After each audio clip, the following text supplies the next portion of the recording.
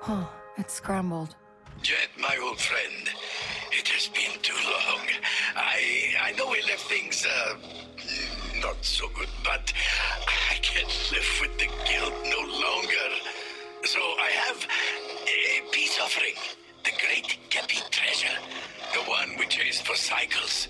I found it. A Pirate's Fortune is the second DLC for Star Wars Outlaws, the game from Ubisoft that the internet loved to hate. Behind the scenes, however, the developers have been hard at work improving the game, and the initial reception on Steam for this DLC hasn't been great. If I paid full price for this DLC, I would be pretty disappointed too, because the main story feels quite short at around 2 hours, even less if you have a fully upgraded spaceship. More on that later. There is some optional content to pursue, but I didn't really see a reason to engage with it. However, I played this through a Ubisoft Plus subscription, which I bought just in time to try the new Division 2 DLC, so I wasn't too disappointed. The first DLC was all about Sabak, the card game, and featured very little action.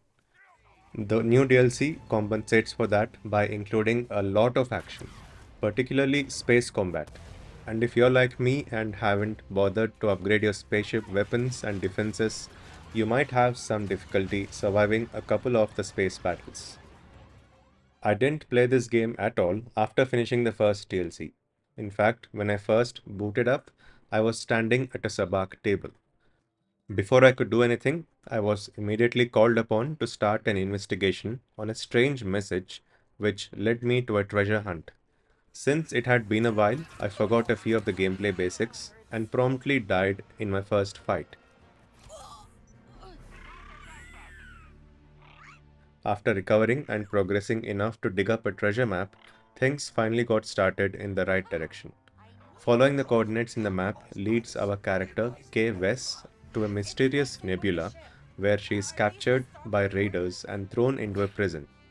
There, she meets a space pirate Captain called. Hondo Onaka. I'm not too familiar with the Star Wars universe, and from what I could gather, this character mainly appeared in the Clone Wars animated series and is the equivalent of Captain Jack Sparrow, except he's a space pirate. Anyway, he's the one who sent you the mysterious message and offers to lead you to a treasure if you can bust him out of jail. You agree, and from here onwards, it is a simple process of exploring multiple planets, doing fetch quests, and getting closer to finding a key that is needed to open the treasure. The gameplay is pretty straightforward, and unlike the Sabak DLC, there is nothing new introduced here in terms of new mechanics. You're mostly just exploring all the planets introduced in the base game, kind of like a reminder of the variety this game has to offer. The treasure hunt story has a disappointing ending, but like so many movies have told us before, it's the journey that matters, not the destination. And this journey gives you a decent, bite sized Star Wars adventure, which keeps things simple, and that's where some of the hardcore fans have been disappointed.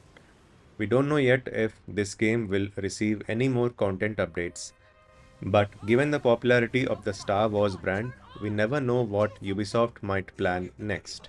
For now, however, this was the last piece of story content that was promised from the developers, and we are done with the game. While this was definitely better than the first DLC in terms of general gameplay, its shorter length and unconvincing story gave it a very bland feel. If you liked the base game, however, this is a good excuse to get back into the world of K-West for what seems like one last adventure. Thanks for watching.